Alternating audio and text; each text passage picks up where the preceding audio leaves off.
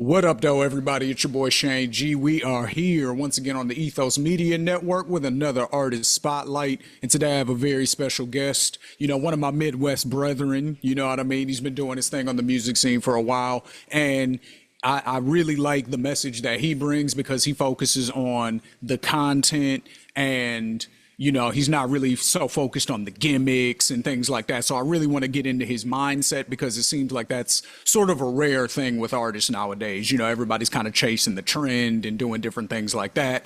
But this young man is doing things his way.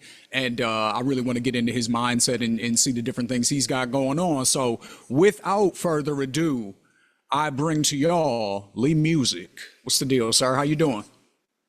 Oh, my fault. What's up, man? Sorry about that. Oh, there we go. We That all good. yeah, that might be one of the best intros I've gotten all time, man. Thank you for sharing that. I appreciate it. Hey, Happy to be here. absolutely, bro. Absolutely. It's a pleasure to have you, man. So, like I said, Midwest brethren, you see I got my Red Wings jersey on. I'm repping Michigan, the Yeah, Detroit area. Where are you from, sir?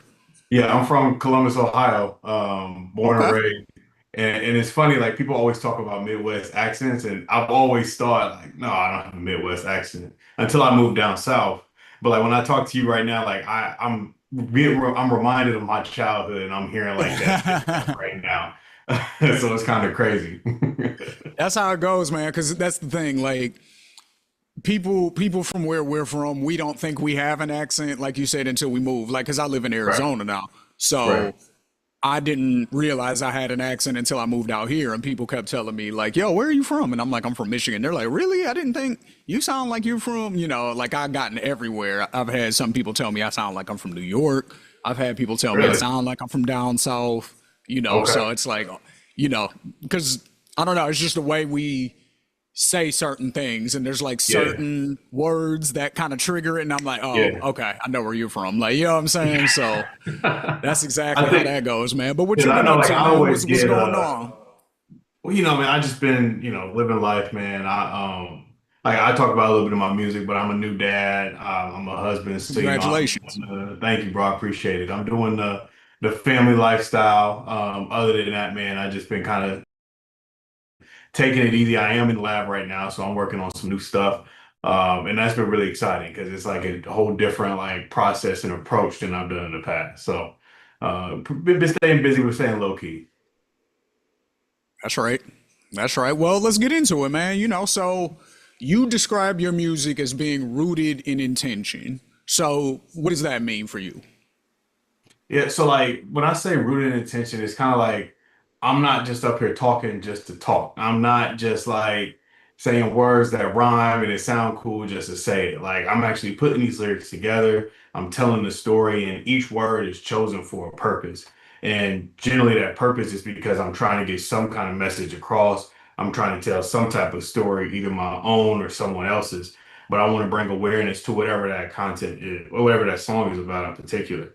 And even like a more like fun, upbeat song, like I mean, we could talk about. I got strip club joints, like even with that, I'm very intentional with the words I use because yes, I'm talking about throw that in there and shake that and this and that, but like I'm also like trying to show respect and homage to these women that work really hard and let people know like, hey, this is a human being and a woman that works hard and like yes, have fun, but also respect her too.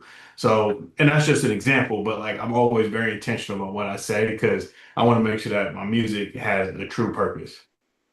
See, and that's really dope. And it's also interesting just because, like you said, it's easy because we all know people like this in our lives, right? We might all have a cousin that works in a strip club, or Right. you know what I'm saying, like knew somebody that we grew up with in the neighborhood that ended up working at becoming a dancer at some point, Right. or whatever.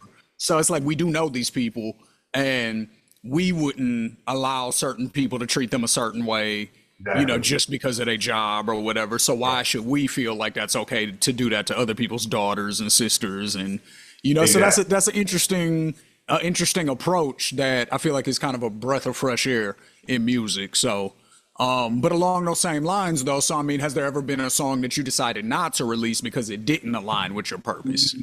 Yeah, I mean, I got this phone here is full of songs, bro, and there's songs where like it is done, fresh and ready, and when it come time to the studio, like I'm big on trusting my gut, and my gut is just telling me like this isn't the time to put this one out. And it Mm. doesn't mean like I wasn't given a message, but sometimes it's like people aren't ready to hear that message, or it's like the message you're trying to give, you don't even understand yourself. You need to live a little bit more life before you start talking about this, because when you speak about it, you're almost coming off as if know it all, like a subject matter expert. That's how people interpret it. So I want to make sure Hmm. that when I'm talking about something, I at least know what I'm talking about. So like for those reasons, sometimes I will hold a song or won't put it out. But like once it gets to the studio and once it gets recorded, then boom, it's out there. And when it's out there, I'm pretty confident I'm gonna stand behind it. Okay. Okay. That's real. So if someone discovered your music 20 years from now, what Okay. is one message that you hope still resonates with them? Because we do have artists like that now in hip hop. We have rappers like Tupac, where Right. music that he made in the 90s absolutely still resonates today and it still very much applies today. People like Nas, and then now I think, you have like people like Kendrick, who are making that type of Absolutely. music. What do you think your impact will be in 20 years?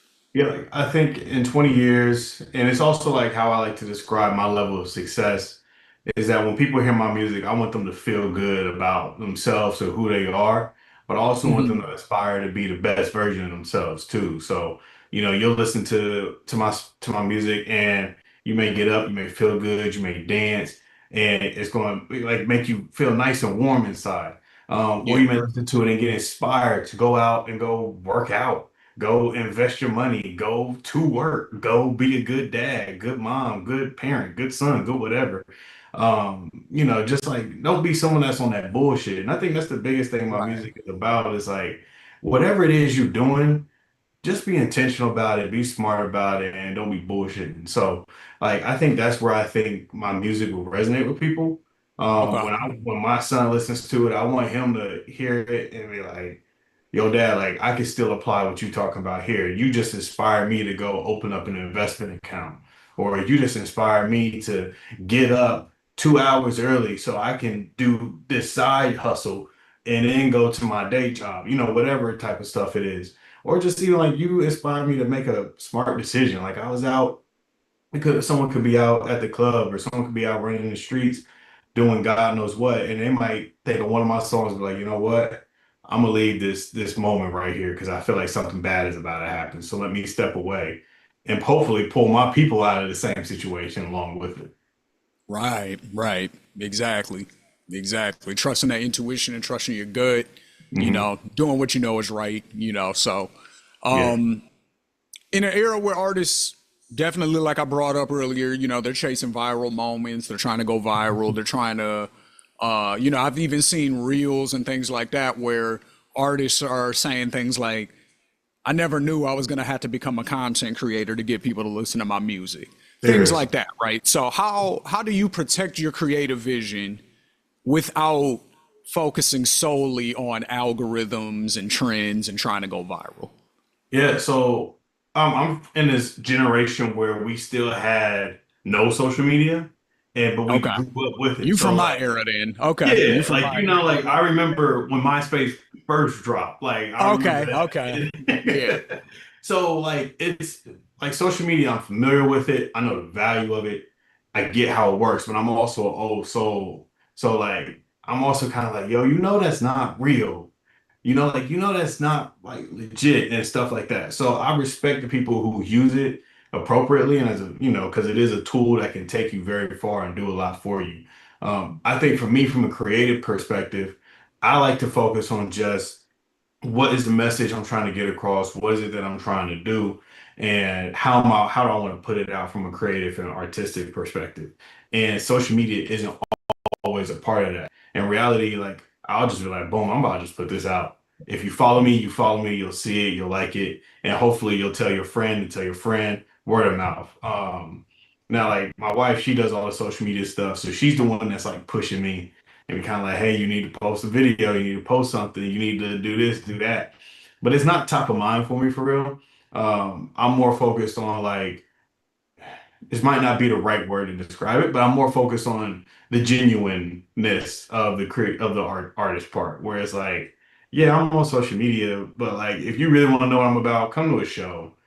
Come link up with me at, a meet and greet, or like, pull up on me at the studio, assuming I know you first. Pull up on me at the Right. studio and we'll kick it. That kind of stuff. Like that's kind of where I'm at.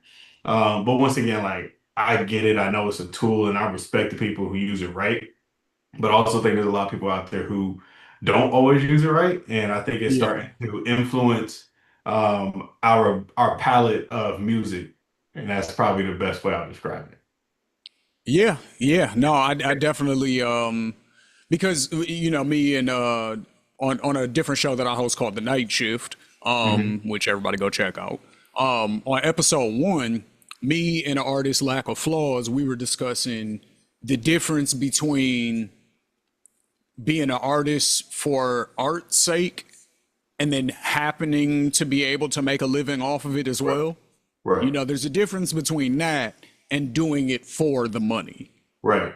You know what I'm saying? Yeah. It's like if you can make a living doing your art and it happens to be a great living, even more power to That's you. Like wonderful. Yeah. but that's what it should come from. The creative drive should be the driving force behind everything else, and then everything Right. else should fall into place from there. Like if you're So, chasing the end goal, you're probably not going to get there because you're not going to follow the right path to get there. Even though everybody's path is different, there is right. still a right and a wrong way to do everything. So Right.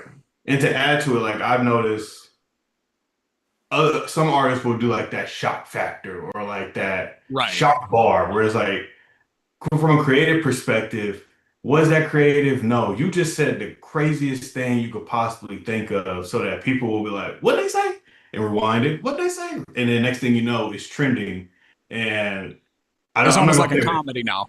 And like Exactly. there's a lot Like of you say them comedians who are like they're not even exactly. going for the laugh. They are just trying to I'm gonna just say say something the thing wild. that's gonna make you go, that's it. Yep. That's all they're going for. They don't care about making you laugh now. Yeah, I think the Tony Hinchcliffe. I don't know if you watched the Kevin Hart roast, Yeah, but that that's who Tony I was Hinchcliffe is a very that's good who I was example talking of that. about. Yeah. That's exactly what I was talking about. Yeah. So like, and I think it's affected creativity, but I think like my concern with it is eventually it starts trending, and then DJs and radio start playing it. Why? They trying to make money. Yeah, this is trending, so I'm gonna play it. Next thing you know, it's doing numbers. Now they getting paid. Now they getting signed, Yeah. and then now that's all that we hear. And I'm trying to pull back because like I don't want to be that guy that's up here like bashing music right now because there's a lot of really dope artists out there. Yeah. But I do feel like if you look at like the 2000s and the early 2010s, our music I think had a lot more depth to it and a lot more like meaning behind it than now. But now people are so used to like this lowbrow, very surface level cookie cutter music that when they do hear something real, they're kind of like, "What? I don't even know what this is." Like, Yeah. so. Well, I I'll think get it off my was soapbox with that. well, I think it was sort of I love having this conversation actually, like because I think it was a very gradual thing, and you could kind of see it happen in steps, right? So like, Mhm. I was born in '87, so I wasn't Okay. around for the early '80s rap, but I'm familiar enough with it because like my Right. dad introduced me to it when I was young. You know what I mean? So like, they were very much talking about either things that they dreamed to have one day that they didn't have yet. So, Mhm. the color TV so he could see the Knicks play basketball Yeah. wasn't real when he rapped about it. You know what I'm Right. saying? That came later. Yeah. Or they were rapping about the stuff that they saw in their neighborhood. You know what I mean? Like as far as, Exactly. the being in the ghetto, just ghetto life, Right. right? Yeah. It started there. Then it became a little bit more explicit because it was still like the party aspect of it too, like the Right. block parties and stuff like that. Then eventually the block party aspect kind of went away and they just focused on sort of the negative aspects of it. But Yeah. then it was like you could either go the gangster route or the political route, your Right. Public Enemy or your I was just about NWA. to So say there was public still enemy. diversity Yeah. within that. Then it went from that to the people that the rappers were rapping about started rapping themselves. So then you get to the early 90s, and now it's not the dude up the block sold drugs, it's I used to sell drugs. Right. Legit. So then it turns into that thing. So then it becomes a thing of, well, who sold the most drugs? Who was the most out here in the streets? Who Yeah. really So then it becomes that. Then you have your DMXs and your 50 Cents who are Right. like, you know what I'm saying? Yeah. Like the biggest mythical Right. godlike things out of the streets ever. You know what I'm saying? And then it fell back because it got too hot for a little bit. You know what I'm saying? People were dying, people were getting stabbed. Right. 50 got shot 9 times. Yeah. We lost Pac and Big. You know Right. what I'm saying? Jay-Z and Nas got ugly for a minute there, like Beanie and Jada. Like there was just too much beef. So then Kanye comes and he kind of resets everything. And it's Like, like, okay. Well, he showed like okay. you got fun with this You know still. what I'm Yeah. saying? But then even from there, you still have the trap era. This is Jeezy, Right. Gucci. Gucci catches a body as a rapper and beats it. You know what I'm saying? Yep. At that point, he's the realest nigga to ever live. You know what I'm saying? So then everybody's trying to mimic Gucci. And then you have the Chief Keefs. And like, so it's a very gradual thing where it's like you can kind of see the steps and where like every generation kind of had to amp it up Right. to where today people are catching a body in the morning and then rapping about that shit in the afternoon and then dropping the video at night. I think that where you ended is the best part. Well, not the best part, but it's like my thing about the story of like everything you mentioned. There's good parts, there's bad parts, but it's all real. Like at least it's like, I did these things. I sold these drugs. And it's not I sold these drugs to make a record. I sold these drugs to make a living. I caught this Right. body because my life was at risk, whatever it is. But it was very real situations until we get like to that endpoint that you mentioned, where then it turned into, I want to become a rapper. I need something to rap about. Well, people talk Mhm. about selling drugs, killing it, all this stuff. So let me go do that first. Because I can't have no cap on my rap. Let me go do that first. Then I'm gonna go make my music. Then I'm gonna make the video, like you said. And I think that's where the issue came in. It's like, yeah, like it's real. Like, you ain't lying. You did these things, but your intention behind doing them things wasn't real because it wasn't out of necessity. We got kids from the suburbs that two-parent household, two-car garage, and they going across the street to the other side of the tracks or whatever, getting involved in that just so they can, claim their heart. When in reality, it's like if you're really from here, bro, like go back to where you from. Like we trying to get to where you at, and you trying to come over Right. here with us. So Right, exactly. Like, and I was that kid that you were just talking about right now. okay, You know what I'm saying? I was the kid that grew up, I'm not gonna say we definitely weren't rich, like at all. right, My parents were both like working class, you know what I'm saying? yeah, But we just happened to also grow up at a time where like I said, I'm from Detroit area, so everybody worked in the oh yeah, automotive industry. It was yeah, blowing up in the 90s. Like right, everybody had stupid money. So all these black people were starting to move out of the city and move to the suburbs, right? So there was like a thing where a lot of my cousins and a lot of like people that I interacted with, like from church and stuff like that, they all still lived in the hood. And so I felt like I had to prove myself. I You know what I'm got you. saying? Like So it I'm was still one of hard. those I things might, where I yeah, realized it later. Like I didn't need to do none of that. I had what I right, needed. You know what I'm right, saying? But sometimes, but then there was also this thing of like living in the suburbs where, again, my parents were working class people. Most of the money went towards the house, and we could take maybe a vacation every year, that kind of thing. right. But like, I wasn't getting the Jordans. You know what I'm Oh saying? yeah, Like, I got or if I you. was getting like the really nice name brand stuff, it was after we met somebody who owns a store and they're giving us a discount.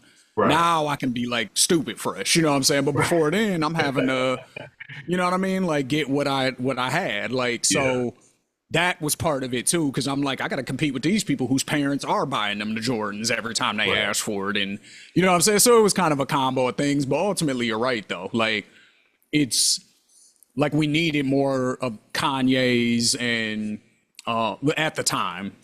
Yeah, we needed more Kanye's, Yeah. Tribe Yeah, big Called Kanye, Quest, yeah. people like that, you know what I mean? And it almost sounds like that's kind of the vein that you are more similar to. I'm not going to say you're, following what they were Right. doing, but that's more or less the vein that you're in, where you try to have more context in your music. Would that be a fair way to describe it? Yeah, I like to focus a lot on like actually having some real stuff in it. It didn't start out that way though. Like when I first started taking music serious, and if you listen to my early stuff, it's very like hard and like I'll beat your ass and I did Right. this, did that. And like that's a part of me. But as like I got feedback and started seeing what people respond to most, I start to realize like this more conscious side, this more like realistic day-to-day version of me is what people resonate with and respond to best. And like I've been told, like you look most comfortable when you're doing these type of songs. When you're Mm, recording this like strip club joint, yeah, when I listen to it, the song is cool. When you perform it, you look a little uncomfortable. Or when you doing this like hard New York type style, the song is cool. When I hear on the radio, I hear it in my iTunes or my playlist, it sounds nice. But when you perform it, you look a little uncomfortable. And like I've watched videos and I start to notice that like, yeah, physically, I'm not that person that's here today. So I yeah. can't keep being that type of person and talking about that. I gotta just be me. And that's when I started rapping about investments and being a dad and like I still talk about my past and things I've experienced, but I always like to like end it with the lesson a little bit. Like, like, yeah, I might be talking about something that's a little difficult, a little tough, but there's a lesson in this for the most part. And I think that's what a lot of my fans respond to the most. Definitely. Definitely. So, if you could sit in a room with five people who have never heard your music before and watch their reactions in real time, what would you be hoping to see or hear from them? I would be hoping to see some smirks, some laughters. I'd be hoping to see some people like kind of closing their eyes, like reflecting on their own lives. I'd be hoping to see some people dancing, or like turning up, like just good positive feelings for the most part. Depending on which song it is, crying may even be appropriate. And like not necessarily crying out of sadness, but crying out of a like, oh my gosh, I remember when I went through this too, kind of thing.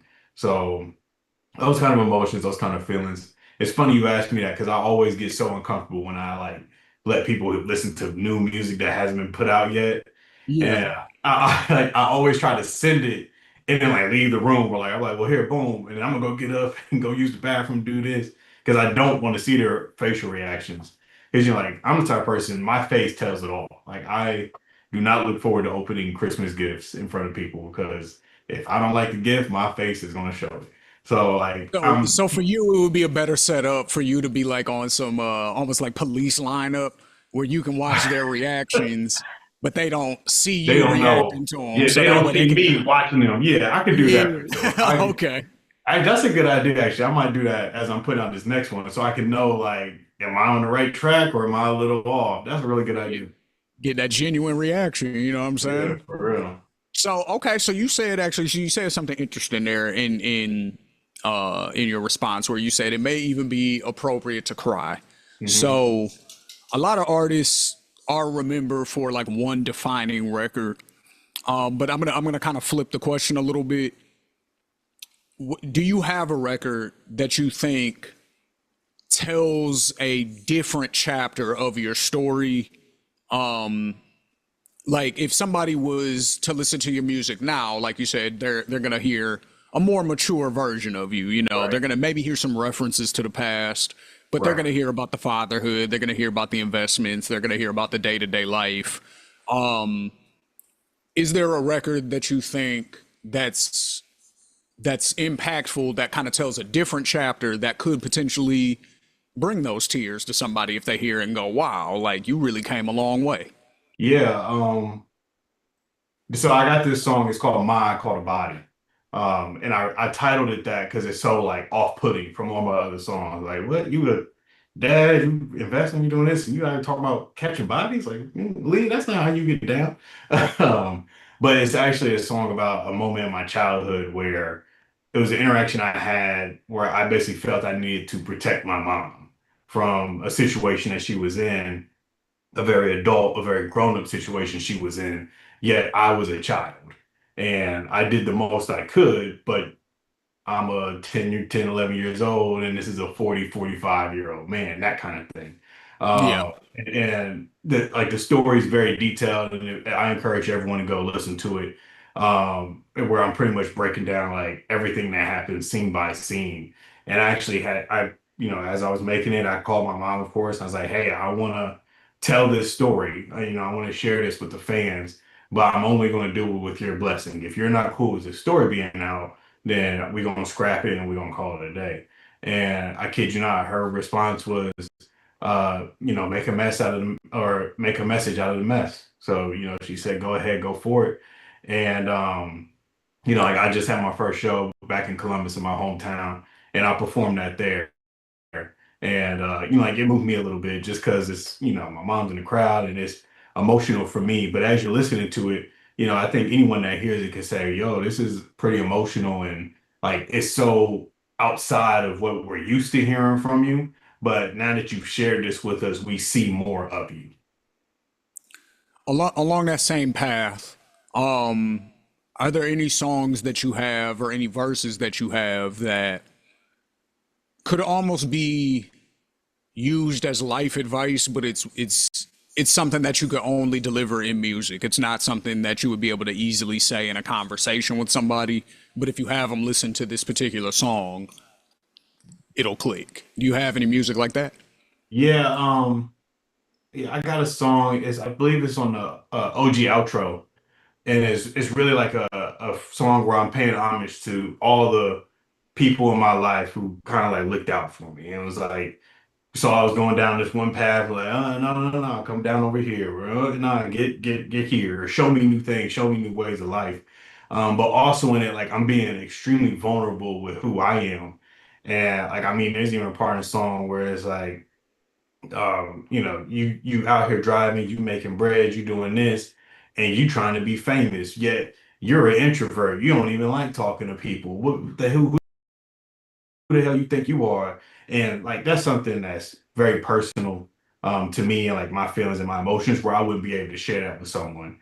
Yet I'm sure there's a ton of people out there. I'm sure there's even a ton of other music artists out there that feel the same way of I'm an introvert, I'm in a shell, yeah, I want to share my creativity, but that means I have to be put myself out there a little bit more and be uncomfortable. Um, so like that's probably the best song on OG Outro.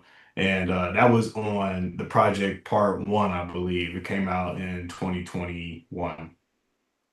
Yeah, see, and that's powerful just because, like you said, a lot of people feel that way. A lot of people are creatives and they want a way to, you know, share their art with the world, whether that be, because like a big thing I run into producing podcasts is everybody has podcast ideas. Hmm. It's so hard to get people to want to be on camera. Yeah. People do not want to be on camera. They're like, I mean, can we Right. just do the audio thing? And I'm like, yeah, we can do that too. You know what I mean? But if you want people to really reach it, like if you want the reach Yeah. to be out there, you kind of have to do video format also because you have to be able to put it on all the socials and all that kind of stuff and spread it Exactly. in as many places as possible because different platforms will, help you out at different Right. times. Like right now, TikTok is doing the best for us, you know what I mean? But Right. like a few weeks ago, Instagram was killing it. You Yeah. just never know, you know what I mean? The same clips go on everything. So, you know what I'm saying? Like at Yeah. the exact same time, it gets posted to YouTube, Instagram, TikTok at noon or whatever. Like, and then it might blow up on TikTok and do 100 views on Instagram. Exactly. It's like you just don't know, So video is very important, but a lot of people are uncomfortable with it. So Yeah. it's the same thing being an artist, because you have to be on stage, you have to, Yeah. merch is a big part of being an artist nowadays, Agreed. as far as, the business side of things. So you got to be out there with the t-shirts and taking Yeah. pictures and signing autographs and all that kind of stuff. So yeah, you definitely have to learn how to be comfortable being uncomfortable. Yeah, like if it was up to me, I would just go to the studio, make music, put it out, and that's all I would do. But obviously, though, like if you want to be serious, you got to perform, and that's like one of the most uncomfortable things for me of all time. And I've had to like practice and just like do stuff here at the house. I had to get a vocal coach, all kind of stuff. One, to take it serious, but also two, to feel more comfortable being on the stage. And I mean, like now I'm able to do it. I still get those butterflies and whatnot, like, and that's normal. But like, I'm able to do it much better than I did when I first started taking it serious. Yeah, nah, for sure. And so again, same sort of line of thought. If every streaming platform disappeared tomorrow, like if just for whatever reason all of it was done, and the only Yeah. way that your fans or potential fans could experience your music is live, would that change the way you create? And how would it change the way you create? Um, it wouldn't change the way I create because all my music I make with the intent I make for you need to hear the whole thing. So like I'm not really like making music for I just need this 30-second clip that sound fire. The rest I don't care about. I just need this 30. Like I'm not the whole 2 minutes, the whole 3 minutes, the whole minute and 30, whatever however long the song is, it needs to be well put together. And there's different elements to it along the way that help tell the story. And when you see that live or see me perform it, you start to understand it and see the music come to life, and you start to kind of get it a little bit more. So it wouldn't really change the way that I create. And what was the second part to the question? I was just saying, if it did, how would it? But it Oh, wouldn't. oh, So, okay. so you're good. You're good. Um, so follow up on that, like just because, like I said, I think we're similar ages at least, and we came up listening to a lot of the same music at the same Yeah. time. So what do you think now? Because you just said, whether it's a 3 minute song, a 2 minute song, or maybe even a minute and 30. What do you think of minute and 30 songs? Like, that's the whole record. That's not an Yeah. intro. That's not an interlude on the The album. whole That is thing. the song. Like, we come from 4 minute records. Like, Bro. what is your thoughts about that as an artist and as a fan? Yeah, I mean, so one, as a fan, I like it because I hate to say it, but I'm getting used to getting content quickly. Like I'm on TikTok and I scroll. That's really all I do on social media. I just sit around and scroll. So like from like when I listen to certain artists and they got a minute 30, 2 minute song, I don't mind checking it out real quick, whether I'm running a grocery store or doing a quick errand in the gym. Because I'm like, all right, a minute 30, yeah, I give you that. Whereas Mm, like if I see someone that's got a 4 minute song nowadays, I'm not going to be turned off to listening to it, but I know I can't listen to it right now because I want to give it the right attention. I want to make sure I can like respect the song. So I gotta wait till I'm like in the car and I know I'm driving for at least 10 minutes to listen to a 4 minute song so I can listen to it yeah. the right way. Now from a creative standpoint, it depends on the type of record I'm making. Like a lot of my like more deep thought, serious songs, I think they're creeping at like 3 minute, 3 to 4 minute, length. But it's because like I got this much I want to talk about. I can't stop the song in the middle because that's half the story. That's half the message. Now the things that are might be a little bit more surface level, for example, like my dancing and my more booty shaking music, that's what my wife like to call it. Um, like that, I don't mind that being a minute 30, even though I'm still sharing a message of respect and yada yada. I understand like if this gets played in the club, ain't nobody about to be dancing for 3 minutes straight to this one song. So I might as well make it a minute 30. Or if it stretches out into being a 3 minute song, then I am more thinking of, well, this part needs to be at the beginning because this might be the only part the DJ is going to play in the club. That kind of stuff. So there is a little bit of strategy that goes into it, but it is definitely different between like how I listen to music and how I create. But like some of my favorite artists, some of them like that's all they do. Like I'm a big J. Cole fan, and a lot of his records are over 2 minutes for sure. And I Yeah. have no problem with that. Like I appreciate that. But like if I'm listening to Big X Plug and I see 2 minutes, then I'm become like, nah, I just want that 1 minute joint. So it also depends on that artist too. Yeah. No, that definitely makes sense. Cause yeah, like if you're making certain records, it's like there's only so much about whatever the subject is you can Mhm. say in a fly way or in a dope way. You know what I'm Yeah, saying? Like eventually you're gonna just start repeating yourself kind of. right. Whereas, so it's just like, okay, yeah, we got what we needed in that minute and a half. So that and the club thing really is Yeah, a good indicator of it because, you know, they never play more than like a verse and a hook in the club right. That's anyway. it. So Hmm. if the whole song is that same time frame, then you're getting your whole joint spun in the club instead Right. of. So yeah, no, that makes sense. Exactly. So you Now brought I up your think wife a the couple of times in this interview. So I want to ask, were you guys married when you started rapping, or was she did you guys get married after, and did she kind of influence your direction at all? Not necessarily like telling you what to rap about or anything like Right. that. I mean, but like as far as like I said, you might make a strip club joint, or like you said, rather, you might make a strip club joint, but you're gonna make sure that while you're having fun, there's still like, hey, these are still ladies that we need to respect. Right. Like, did your wife's influence have anything to do with that? Would you say, or So how talk yeah, about how that yeah. So came it's together? a really long story. I'm gonna give you the quick, short headline answer. Cool, Yeah, cool. she did have influence. And to now to give you the full story, I've been writing, making music since I was like 11, 12 years old. Okay. Uh, Writing, I had the studio in the basement. I sold CDs on the corner. I was in a hip hop class in middle school and wrote a disc record about my school. Like I did all that type of stuff. I met my now wife when I was 14 years old. Or I'm sorry, 15 years old. Wow. Yeah, so I was still fairly young, and at that time, I wasn't like locked in on music. I was very much focused on school and football. Those was the two things that was kind of like my priority, and then it became her.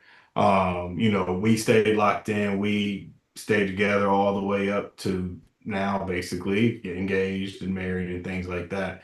I started taking music serious in 2020 during the pandemic, and we were still together. We weren't married at the time, but we were still together. She knew I had this interest. She knew I was talented. And, I was kind of like, yo, I'm thinking about doing this. And she never said like no or like, I don't want to be with no want to be rapping ass nigga or, like I didn't Right, get that right, right. response. And that was really what was going to be the deciding factor. Like if she was kind of like not cool with it, then I was like, okay, well maybe I'm a little too old or maybe this ain't cool. But when she was with it, then I'm like, well, now I got no excuse. Like, I'm I'm talented doing enough it. to do it. Let's do it. And she supported me. She's basically my manager. She tells me when to go to the studio, or it tells me I need to get in the studio.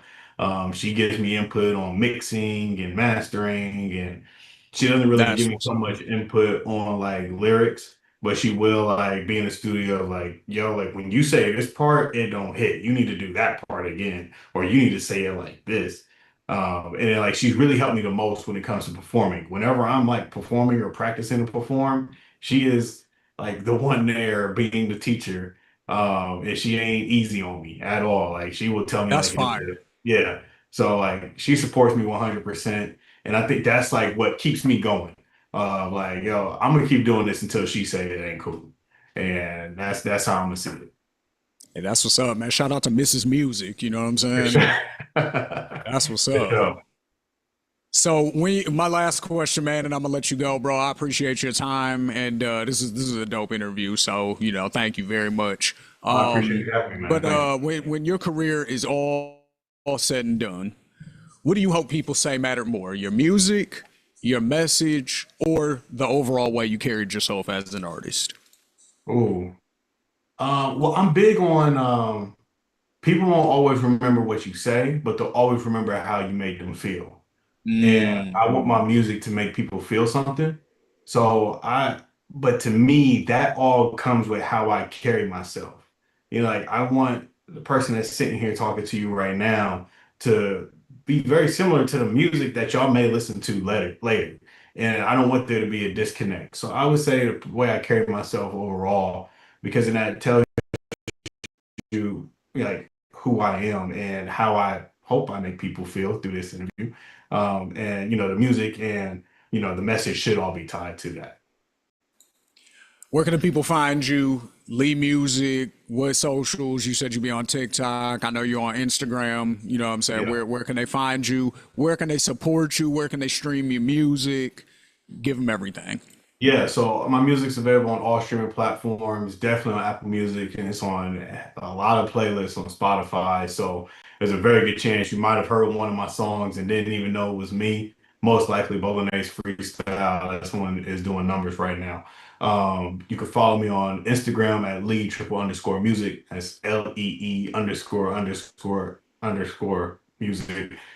And that's Three of pretty them much where things. I'm. Yeah, I'm like that'd be two or three, but three of them underscores. But that's where I'm putting out all my music. That's where I'm most active. That's where all my posts, upcoming shows, everything goes there first. So if you want to stay up to date with me, follow me there. I am on TikTok, not nearly as active. I pretty much just use that to find cooking videos to make for the family. But you can also go on TikTok too. That's what's up, man. Lee Music, appreciate you for coming through. Y'all definitely show some support, man. He's got a good message, you know what I mean? We say we want more of this. We say we don't want so much of, what we would call the commercial or mainstream sound where everybody's rapping about the streets, everybody's rapping about hustling, everybody's rapping about, you know what I'm saying, a bunch of negative perceived stuff, right? Well, we have somebody out here who has content in their music, who actually is adding context to the stories to not just make it so gratuitous, you know what I mean? Like, this is what we've been asking for, so we got to support it when it's here. You know what I'm saying? So, Lee Music, thank you once again. This has been your Artist Spotlight right here on Ethos Media Network with Shane G. Please make sure you follow us at Ethos Media Network. You can follow me at Shane_Ethos on all socials. Until next time, peace. Peace out.